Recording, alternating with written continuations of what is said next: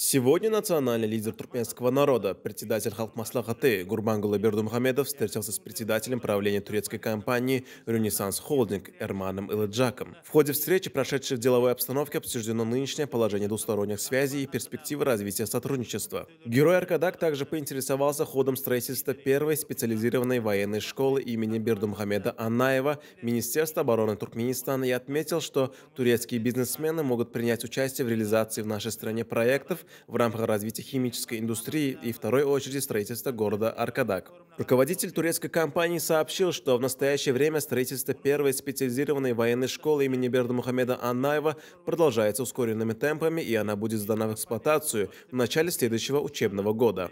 Туркмено-турецкие отношения также эффективно развиваются в частном секторе, накоплен позитивный опыт по налаживанию взаимодействия в этой сфере. В продолжении встречи герой Аркадак подчеркнул, что Туркменистан дает высокую оценку работе компании братской страны и, учитывая накопленный позитивный опыт, готов к дальнейшему расширению двустороннего сотрудничества.